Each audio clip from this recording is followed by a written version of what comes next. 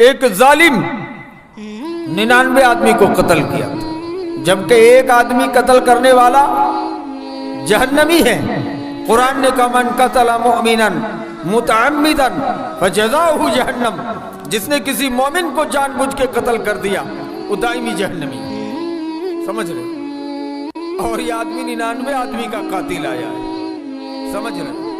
توبہ کرنے کی نیت ہوئی، آخری وقت میں لوگوں سے پوچھتا پھرتا تھا،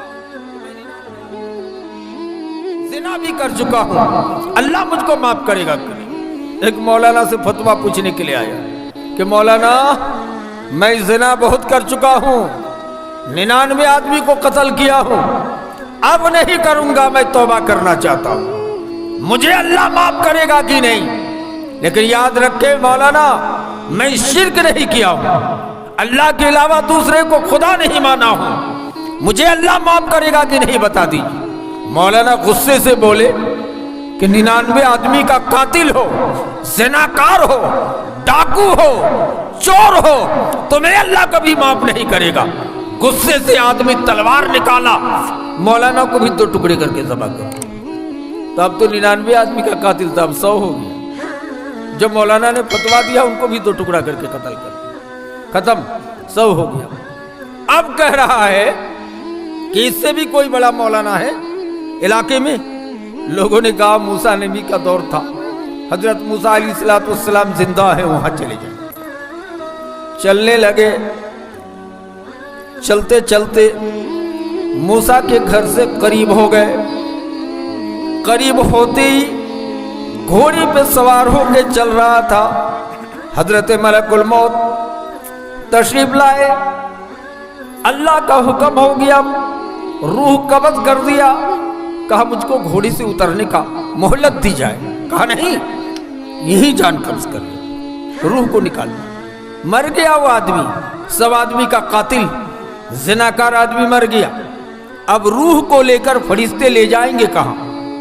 آپ سبھی لوگ جانتے ہیں کہ قرآن میں اللہ نے کہا ان الفجار لفی جہیم، فاسق فاجر بےمانوں کی روح کو اللہ 7 طبق زمین کے نیچے سجین پہ رکھتا ہے، اور نیککاروں کی روح اللہ نے کہا ان الابرار لفی علیین، نیککاروں کی روحوں کو، نیککاروں کو مقام علیین میں 7ویں آسمان کے اوپر اللہ کے عرش کے قریب ان کو رکھا جاتا ہے۔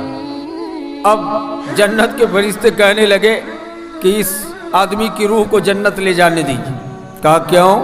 کہا یہ توبۃ نصوحا، خالص توبہ کے غرض سے نکلا تھا، کیسے اس کو جہنمی مان سکتے؟ جہنم کے فرشتے کہنے لگے ارے پاگل، یہ تو 99 آدمی کا قاتل تھا ہی، لاسٹ میں ایک مولانا کو قتل کیا ہے، اتنا بڑا مجرم ہے، اس کو کیسے جنت مل سکتی ہے؟ جہنم لے جانے دو، یہ زناکار ہے، سیاکار ہے، گنہگار ہے، مجرم ہے، ڈاکو ہے، چور ہے، اس کو جہنم لے جانے دو۔ فرشتوں میں تکرار شروع ہو گئی۔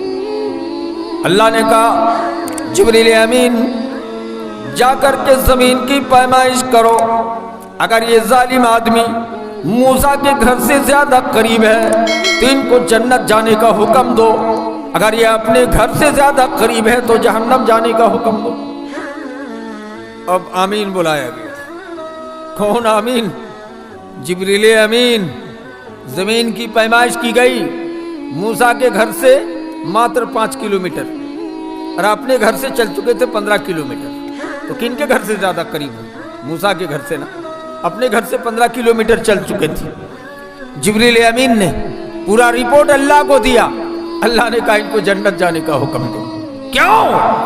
توبہ کا، صبر کا پیمانہ اور توبہ لبریز ہو گیا تھا، 15 کلومیٹر چل چکا تھا، کیوں معاف کر دیا کہ اتنے بڑے مجرم کو؟ شرک